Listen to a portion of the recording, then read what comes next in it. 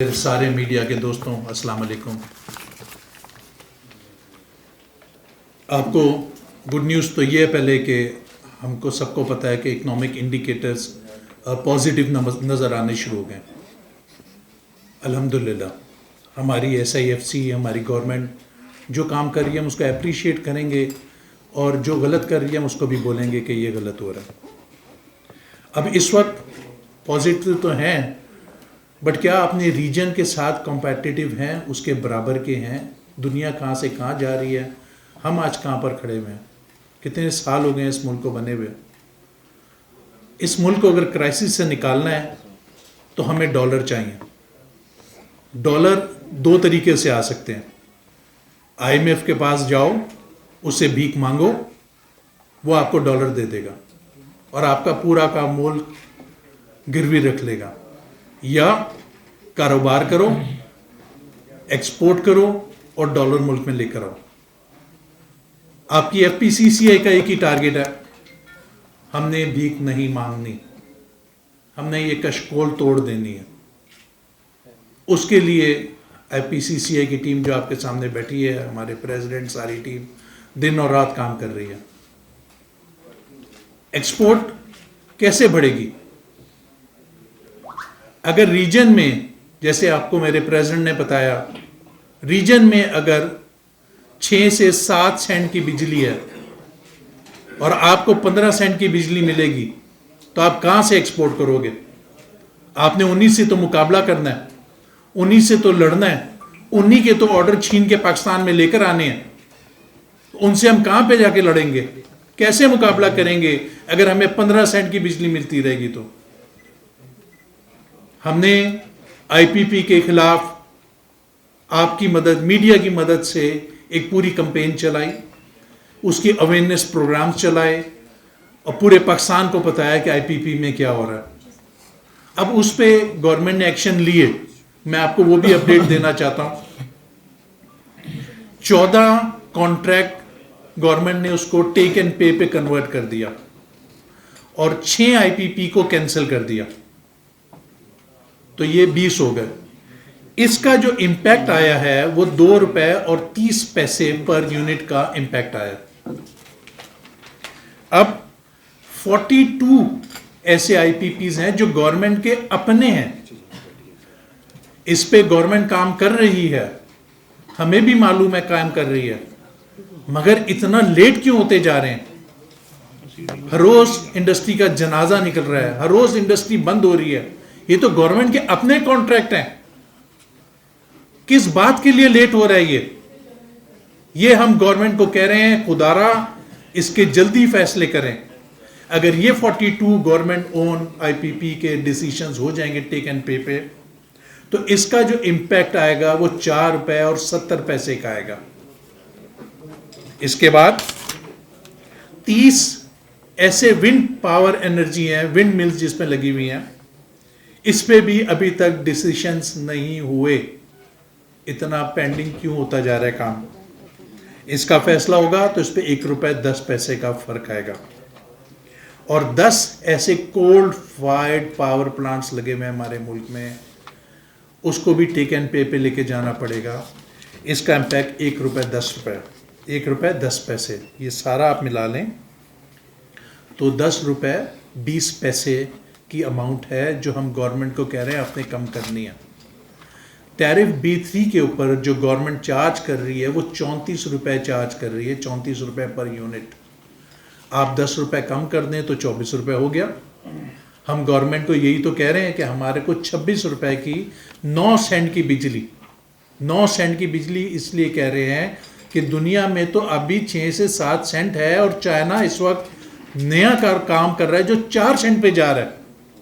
तो at least 9 Saint की बिजली दें कि हम कारखाने चलाएं, फैक्ट्रियां चलें, फैक्ट्री चलेगी, रोजगार आएगा, फैक्ट्री चलेगी, डॉलर आएगा, फैक्ट्री चलेगी, टैक्स आएगा। इसको डिले मत करें, गलत फैसले ना करें, टाइम पे फैसले करें।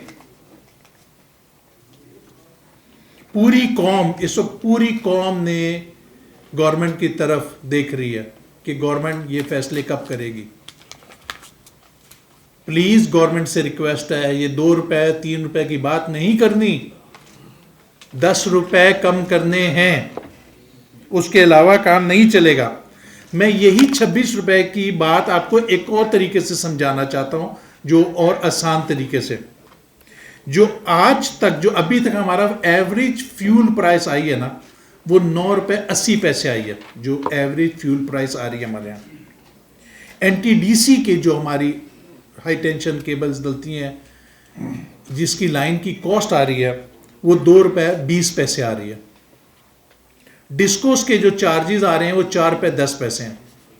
अगर आप टेक एंड पे कर दें तो कैपेसिटी चार्जेस पीछे 1 ट्रिलियन रुपए रह जाते हैं, 1 ट्रिलियन रह जाते हैं। उसके अगर आप कैलकुलेट करें तो 10 रुपए कैपेसिटी चार्जेस हैं। इस कैलकुलेशन से भी 26 रुपए ही बनती है बिजली। तो आप हमारे को ये मत सिखाने की कोशिश करें कि बिजली 34 रुपए की 31 रुपए हो जाएगी। हमें बिजली 26 रुपए पे चाहिए। हम डे 1 से कह रहे हैं, जो कि 9 सेंट बनती है। जिस दिन ये 9 सेंट की बिजली हो जाएगी, इंडस्ट्री चलेगी। आप महंगी करते रहेंगे, इंडस्ट्रियां मरती जा रही हैं, कब्रिस्तान बनते जा रहे हैं। वापस इंडस्ट्री लगना कोई आसान काम है? यहाँ पर 3-3 नस्लें लगती हैं इंडस्ट्री को लगाने के लिए।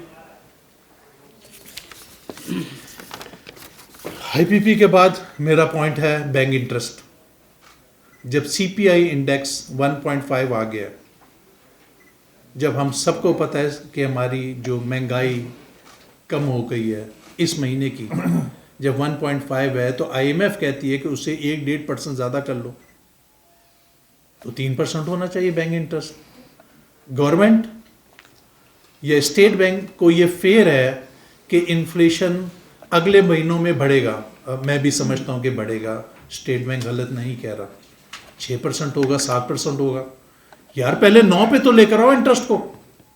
9% के बाद हम देखेंगे ना कि हमने कैसे मॉनिटर करना है। हमने 12 पे क्यों रखा हुआ है? इस बार कम करने का रीजन क्या है कि कम क्यों नहीं किया? जब पूरी की पूरी इंडस्ट्री वेंटिलेटर में चली गई है, पूरी इंडस्ट्री मर रही है, हम अंडरस्टैंड क्यों नहीं कर रहे? ये बात मुझे बिल्कुल नहीं समझ आ रही है और मैं से एग्री नहीं करता हूं कि आप इंटरेस्ट रेट 12 रखें। इमीडिएटली इनको सिंगल डिजिट कर देना चाहिए, उसके बाद फैसला करें। हाँ, 9 के बाद तरीके से जाना चाहिए। इस तरह से काम नहीं चलेगा जिस तरह से चल रहे हैं। मेरा सोलर का पॉइंट है, बट वो मिर्जा इख्तियार से बेग साहब बात करेंगे तो मैं उस पर बात नहीं कर रहा। EFS, export facilitation scheme, EFS को इन्होंने एक्सपोर्ट फ्रॉड स्कीम में कन्वर्ट कर दिया। एक काम चलता है उसको चेंज कर देते हैं, दूसरा काम आता है उसको चेंज कर देते हैं। यार आपने मजाक बना दिया इंडस्ट्री के साथ। इस फ्रॉड स्कीम से हमारी जान छुड़ाएं। ये स्कीम क्यों बनी थी? ये स्कीम इसलिए बनी थी कि हमारे मुल्क में जो एक्सपोर्टर है वो जब माल खरीदता है लोकली या इंपोर्टेड, वो माल पे उसको टैक्स नहीं लगेगा, क्योंकि वो जो टैक्स पेता है, सेल टैक्स पे करता था, उसको रिफंड लेने के लिए उसको फर्दर पैसे खिलाने पड़ते थे और रिफंड लेने के लिए साल रुपए लग जाता था। तो साल अगर आपके पैसे फंसे रहेंगे तो एक्सपोर्ट कैसे होगी? उसके लिए EFS आई। अब इसको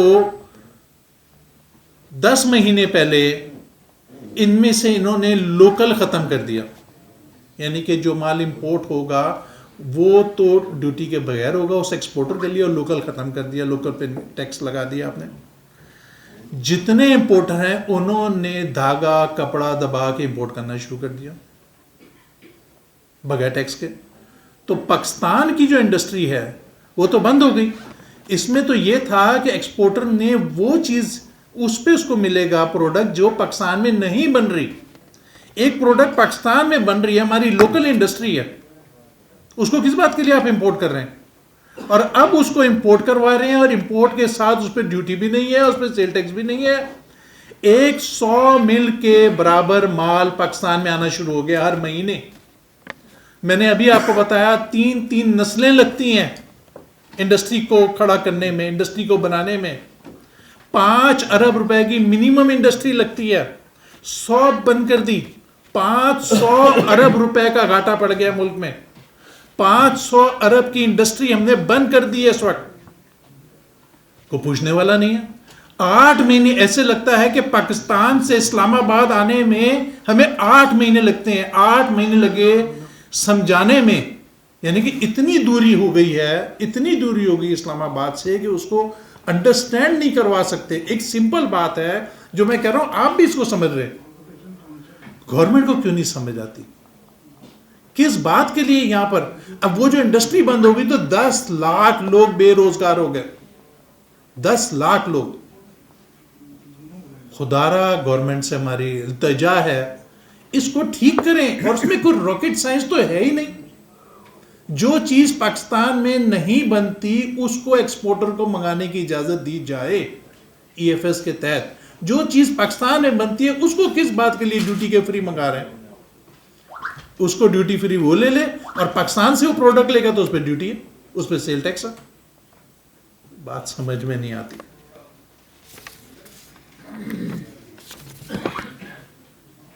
ट्रेड ऑर्डिनेंस बिल के बारे में मेरे प्रेसिडेंट ने बात कर ली है। मेरे ख्याल में आप लोगों को एक्सप्लेन प्रॉपरली कर दिया था, तो मैं इस पर बात नहीं करूंगा। मैं अपनी बात की फिर समरी कर रहा हूं, जो मैंने आपसे सारी बातें की हैं। 9 सेंट की बिजली नहीं होगी तो इंडस्ट्री नहीं चलेगी।